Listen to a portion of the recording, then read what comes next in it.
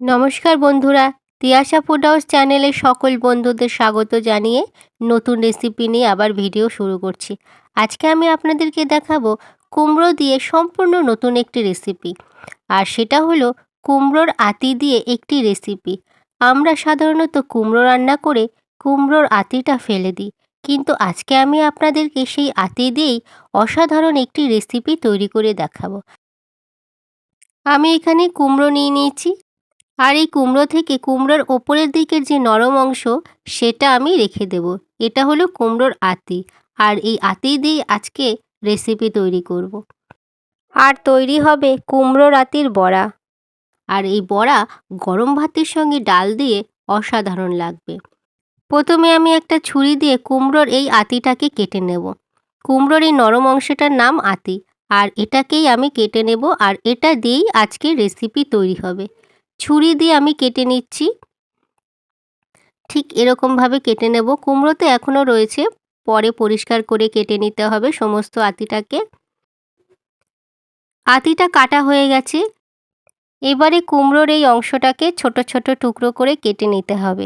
ছোট ছোট টুকরো করে কেটে নিলে বড়াটা ভাজতে খুব সুবিধা হবে। এছাড়া তাড়াতাড়িও সিদ্ধ হয়ে যাবে। এইভাবে আমি একটা ছুরি দিয়ে ছোট ছোট টুকরো করে কেটে নিচ্ছি। আপনারা চাইলে বটি দিয়েও কেটে নিতে পারেন। বটি দিয়ে কেটে নিলে আরও ভালোভাবে কাটা হবে, ছোট ছোট টুকরো হবে। আমি এখানে একটা ছুরি দিয়ে কেটে নিচ্ছি। সমস্ত আঁতি ঠিক এইভাবেই ছোট ছোট টুকরো করে কেটে নেব। আপনারা হয়তো অনেকেই জানেন না যে কুমড়োর এই আঁতি দিয়ে এত সুন্দর একটা রেসিপি তৈরি হয়।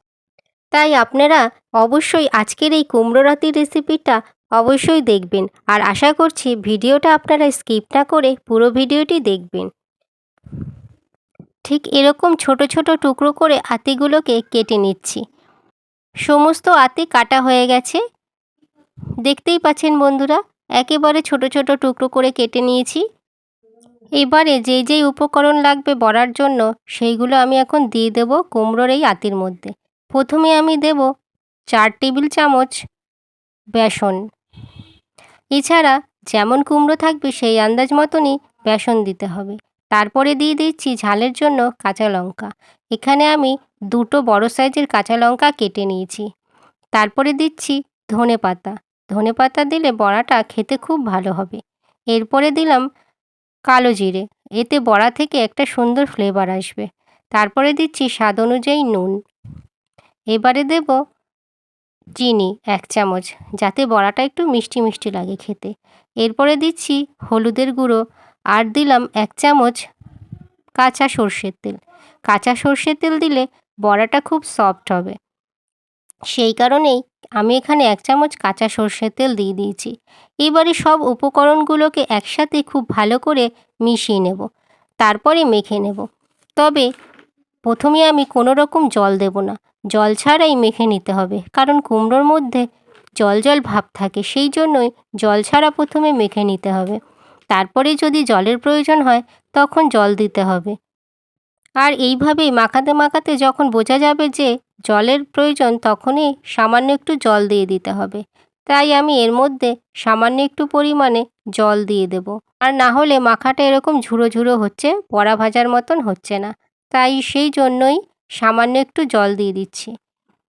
একদম অল্প পরিমাণে জল দিয়ে সুন্দর করে মাখিয়ে নেব। এইবারে খুব ভালো করে বড়ার জন্য মাখিয়ে নিচ্ছি। তাহলে বন্ধুরা, আজকের রেসিপিটা অবশ্যই আপনারা বাড়িতে একবার হলেও বানিয়ে নেবেন। এবারে পুরোপুরিভাবে বড়া ভাজার জন্য ব্যাটারটি মাখানো হয়ে গেছে। এরপরে বড়া ভেজে নেব, তার জন্য কড়াইতে আমি দিয়ে দিলাম রিফাইন্ড তেল। তেলটা যখন গরম হবে তখনই ঠিক এরকম সাইজ করে আমি বড়াগুলোকে ভেজে নেব। আপনারা চাইলে বড়ার সাইজটা এর থেকে ছোট করেও নিতে পারেন। এরপরে তেলটা যখন গরম হয়ে যাবে তখন এক এক করে সব বড়াগুলোকে দিয়ে দেব। আর গ্যাসের ফ্লেমটাকে অবশ্যই মিডিয়াম টু লোয় রেখে দেব, এতে বড়াগুলো খুব ভালোভাবে ভাজা হবে। নিরামিষের দিনে এই রকম যদি বড়া ভাজা থাকে তাহলে ডালের সাথে খাবারটি পুরো জমে যাবে। আর বন্ধুরা, এখন আমি বড়াগুলো পুরোপুরি ভেজে নেব। প্রথমে গ্যাসের ফ্লেমটাকে মিডিয়াম টু লোয়ে রেখে বড়াগুলোকে খুব ভালো করে লাল লাল করে ভেজে নিতে হবে। এক পিঠ ভাজা হয়ে গেলে আর এক পিঠ উল্টে দিচ্ছি। বড়াগুলো বেশ সুন্দর কিন্তু ফুলেও উঠেছে। এইভাবে ভাজতে ভাজতে বড়াগুলো অনেকটা ফুলেও যাবে। এক পিঠ ভাজা হয়ে গেছে, তার জন্য আরেক পিঠ উল্টে দিয়ে সব বড়াগুলোকে লাল লাল করে ভেজে নেব। আর খুব সুন্দর মুচমুচেও হবে। এইভাবে লো ফ্লেমে করে ভেজে নিলে বড়াগুলো মুচমুচে হবে, না হলে ওপর থেকে পুড়ে যাবে আর মুচমুচেও হবে না, নরম হবে বড়াগুলো আর খেতেও অতটা ভালো লাগবে না। সমস্ত বড়াগুলো লালচে লালচে করে ভাজা হয়ে গেছে। এইবারে বড়া থেকে তেলটা ঝরিয়ে নামিয়ে নেব। তাহলে বন্ধুরা, আজকের এই কুমড়োর আতির বড়ার রেসিপিটা যদি আপনাদের ভালো লেগে থাকে, একটা লাইক অবশ্যই করবেন। আর কেমন হয়েছে সে বিষয়ে কমেন্ট বক্সে কমেন্ট করে জানিয়ে দেবেন। রেসিপিটা অবশ্যই বন্ধুদের সাথে শেয়ার করে দেবেন। পরবর্তী এই ধরনের আরও নতুন নতুন রান্নার ভিডিও পাওয়ার জন্য চ্যানেলটিকে অবশ্যই সাবস্ক্রাইব করবেন। আর পাশে থাকা বেল অপশনে ক্লিকও করে দেবেন, যাতে পরবর্তী রান্নার নোটিফিকেশান আপনার ফোনে প্রথমেই পৌঁছে যায়। এছাড়া আপনারা অবশ্যই ভালো থাকবেন, সুস্থ থাকবেন। আর পুরো ভিডিওটি দেখার জন্য অসংখ্য ধন্যবাদ।